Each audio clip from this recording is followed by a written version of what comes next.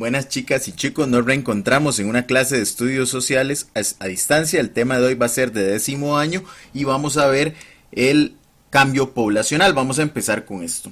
Vamos a definir al cambio poblacional, que también recibe el nombre de tasa de crecimiento, y se obtiene de aplicar una fórmula que es natalidad más inmigración, y el resultado se le debe restar mortalidad más emigración. ¿Cómo se puede explicar el cambio poblacional? Mediante la fórmula anterior. Bueno, se puede afirmar que si la suma de la tasa de mortalidad más la tasa de emigración es mayor que la suma de la tasa de natalidad más la inmigración, esto resulta que la población a nivel local o mundial va a tender a disminuir. Pero si sucede lo contrario, que la tasa de natalidad más la inmigración es mayor que la suma de la tasa de mortalidad y la emigración, la población aumentará. ¿Cuáles son ejemplos para la variación en el cambio de población? Y se ven básicamente algunos factores. Uno de ellos podemos mencionar que la disponibilidad de alimentos y las condiciones físicas favorables para que una población se desarrolle. Esto puede provocar el aumento en su tamaño. Pero también al carecer de alimentos, de calor y de humedad, esto significa que va a disminuir esa población. Otra condición que puede afectar el tamaño de una población son los fenómenos naturales, en este caso terremotos, inundaciones, erupciones volcánicas, sequías, entre otros. Igualmente, fenómenos provocados por la intervención o la actividad humana, como puede ser la contaminación ambiental, la guerra, entre otros. Otro factor es el tamaño del hábitat donde se desarrolla una población. Si este es pequeño y los individuos tienden a competir por el alimento y el territorio, bajan la probabilidad de reproducirse y provoca que se vaya disminuyendo su población hasta poderse extinguir inclusive. Y por último, vamos a mencionar que cómo se puede interpretar estos datos. Bueno, la tasa de crecimiento es un factor que determina la magnitud de las demandas que un país debe satisfacer por la evolución de las necesidades de su pueblo.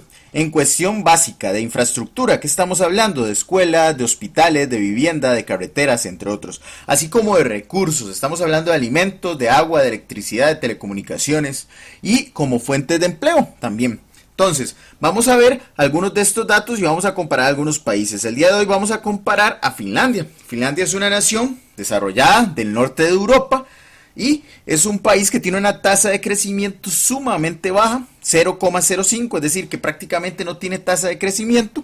Y su punto de comparación en este caso es un país de América Central, uno de los países más pobres del hemisferio occidental, que es Nicaragua. Es un país centroamericano y tiene una tasa de crecimiento de 1,01, o sea, la población sí está creciendo en este país centroamericano. Entonces, ¿cómo vamos a interpretar esto? Bueno, esto significa que Nicaragua tiene que invertir sobre todo en escuelas y hospitales porque su población está creciendo, mientras que en Finlandia la población no está creciendo, entonces tiene que invertir en centros de cuidado para adulto mayor, entre otras razones más. Pero igual la tasa de crecimiento significa también en fuentes de empleo que un país tiene que invertir de una manera y de otra.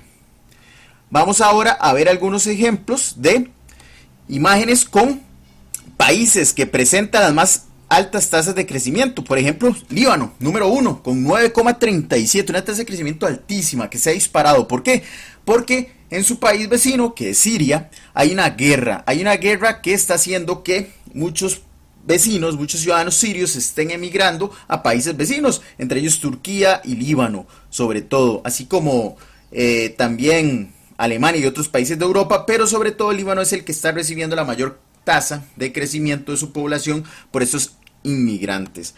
Pero vamos ahora al contrario, a la otra imagen, la tasa de crecimiento más baja, más negativa, y vamos a ver a Siria, país que está siendo afectado por una guerra civil desde hace más de 6 años y que está teniendo una tasa muy, pero muy alta y negativa de crecimiento. La población está yéndose, está emigrando a otros países, sobre todo a Líbano, como vimos anteriormente en la imagen, a Turquía, entre otros.